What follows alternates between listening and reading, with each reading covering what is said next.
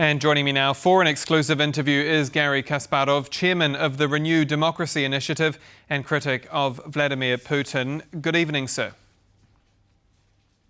Good afternoon. Much has been made of this US-backed peace plan for Ukraine. Donald Trump says big progress is being made. There are also reports that Kyiv has been able to negotiate out some of Russia's maximalist demands. In your mind, are we closer to a ceasefire than at any point in the last 4 years? It's amazing that you use the word ceasefire while the whole report that we saw before talked about peace. And there's a huge gap between those two. Peace under Vladimir Putin's rules is unachievable for a very simple reason. Putin is war. The entire algorithm of Putin's power is based on war. I viewed this report, this few minutes report just prior to this into my interview, as a kind of the science fiction, because there's not a single indication. When you look at Russian budget, at Russian propaganda, at Russian economy, at the whole element of Russian routine life, that indicates that Putin regime is trying to take Russia away from this war mentality. To the contrary, everything indicates that the war efforts will be stepping up. Of course, they need cash. Of course, they need sanctions relief. But for, as you said, ceasefire, I think there is a chance. I still think remote a chance that there will be a ceasefire. But ceasefire will be used by Putin regime to prepare for further aggression. It may not be necessarily Ukraine, because according to Putin, and that's not I'm telling you, I'm simply trying to translate it from Russian, they still believe that the goal of this war is to change the power balance in Europe and to restore, if not territorially, but at least through indirect influence, the greatness of Russian empire in Soviet days, which means a full control, political control of Eastern Europe, Poland included. Let's then talk not just about the ceasefire, but also about a long-lasting peace. I mean, I guess the question is, you've got President Volodymyr Zelensky under fire at home. He's now under pressure from Washington. Do you sense that these talks could be Kyiv's last hope? I'm totally confused. Why you said Zelensky and Kyiv. Ukraine is not losing the war. These 28 points is the scheme presented by corrupt Trump administration. And it's not surprising that the key individuals in the talks were Witkoff and Kushner, not American officials. From Russian side, it was not Minister of Foreign Affairs, also Putin's puppet, but it was Dmitriev, Putin's, some call Russia Putin's wallet. It's a business deal. And they're very important to look at the financial arrangements where they try to have American hands, read, Kushner, Witkoff and others, on the $200 billion frozen Belgium for America basically to control the reconstruction Ukrainian funds. It's a blatant corruption. It's nothing to do with peace.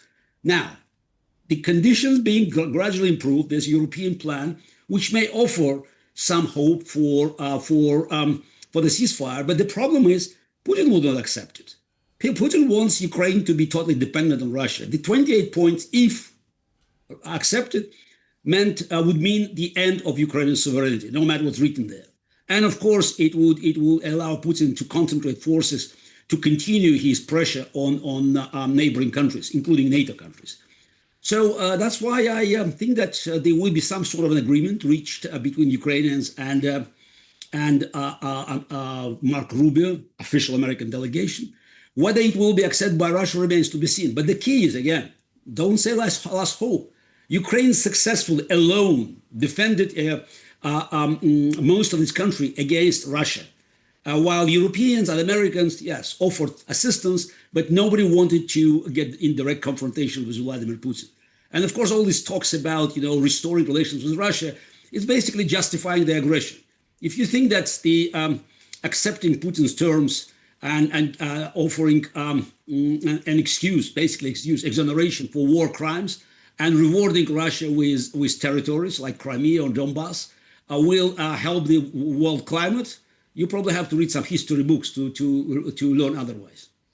The thing is, in President Zelensky's address to the nation, he told us that Ukraine faces a choice between losing a major partner or losing its dignity. And some would say that without their major partner on side, without Washington, it's possible that Ukraine would, yes, keep its dignity, but lose more land and be forced into more concessions than what's on offer right now. Do you see that thinking? Again, this is the 28 points is not about concessions. It's a capitulation. Ukraine is not in the position now just to beg for ceasefire and to offer territorial concessions. One of them is basically to give up the main fortification line in Donbass, which will make Kyiv basically defenseless against further Russian aggression.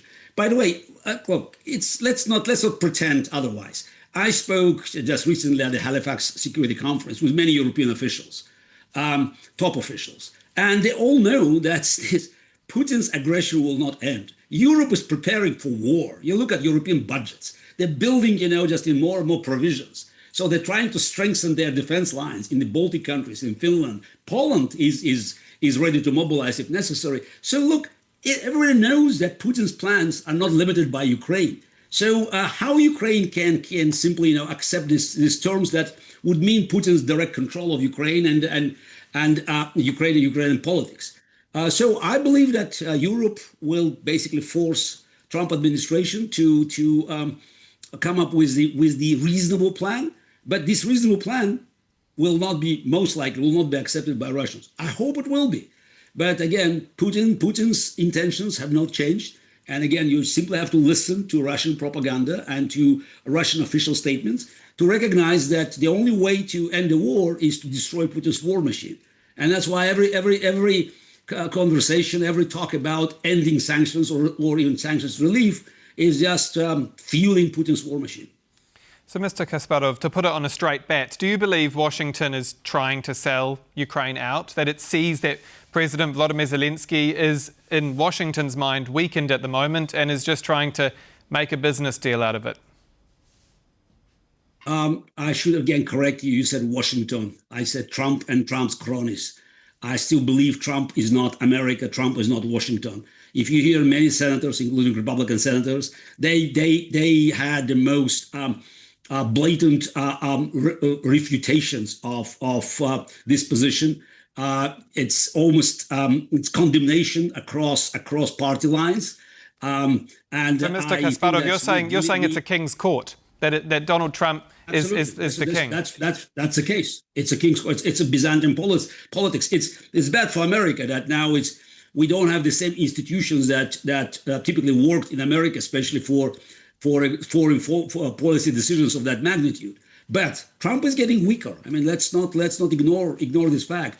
Even many Republicans are not yet departing from him, but definitely trying to put a distance. And these deals had universal condemnations by practically every corner of American politics. So that's why, even with all Trump's powers, he's not the king yet, thanks God. And he's not Vladimir Putin. So with Trump's admiration to Putin and with Trump's fealty to Putin, so the only person on this planet that he's loyal to 100%, I don't think this deal can materialize in the way that Russia's presented it. And by the way, everybody knew that these 28 points was just a ChatGPT translation from Russian. The deal as it stands, I mean, is this basically, or would this give a green light for President Putin's imperialistic ambitions beyond Ukraine? I mean, does it risk being, for example, another Yalta-style agreement? Oh, absolutely. No, this deal would, if it, again, I don't think there's a chance this deal in this form will be accepted, because Zelensky is also not king, and he's the president of the free nation that made huge sacrifices to defend its freedom. And the Ukrainians will never accept the territorial concessions. Again, Zelensky said it, and every Ukrainian politician, top politician said it. And I think it's a mood of Ukrainians. I met many of them now in Halifax a few days ago. It's not going to happen. The Donbass will not be given away. And also, Ukraine will never accept the territorial losses to Russia de jure, even if de facto this territory is still being occupied by Russia. But again, this deal is one step of Vladimir Putin's imperial plan that he laid down 20 years ago, talking about restoration of Soviet empire, to subdue other countries, if not through direct military intervention, but through massive political pressure. And of course, if NATO accepts this plan, NATO is dead. It becomes a piece of paper with 4 letters, NATO. And of course, another big winner in this case will be China. And I think the future of Taiwan will be dire, if not hopeless, if Ukraine loses war.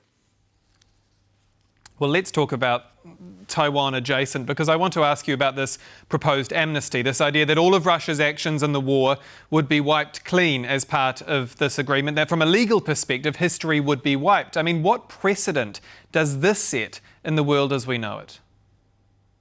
That means the end of the United Nations. That means the end of all international institutions that have been built after World War II. That means that we're going back to square one. And that's why every dictator, not Vladimir Putin, every dictator in Latin America, in Africa, in Asia, could do whatever. And of course, it opens a very dangerous, perilous chapter in human history. Everybody understands the reason for Vladimir Putin hopes to get away with his horrendous crimes his regime committed is nuclear weapons. Which means that, if you want to commit crimes, you need to get nukes as a guarantee that nobody would touch you. So the end of it will not be just the end of United Nations and other international institutions, but also the end of proliferation regime.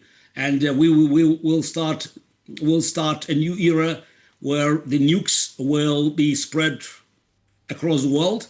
And of course, if you have so many countries that potentially could go nuclear, for instance, I'm sure Taiwan will go nuclear, Japan will go nuclear, South Korea will go nuclear, Saudi Arabia will go nuclear.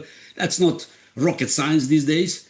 And that means that the risk of the devastating war can only go up. Now, lastly, we're running out of time, but historian Niall Ferguson says wars are ended either by victory or by compromise. Are we in a world where Ukraine and Europe might need to accept that it will not win back what it has lost and that it must in some ways compromise? No, I think compromise means the war will continue because Putin made war, as I already said, an algorithm of his power. Now, victory, it's not necessarily, storming a Kremlin and taking over Moscow. Victory is destroying Putin's war machine, and it's doable. Putin's economy is not in a good shape. It's yet not in free fall, but it's moving in this direction. And if Ukraine is provided with all the weapons it needed, if Russian sanctions are just, even kept at this level, and of course there's so much room, to make them even more biting, so then it can work.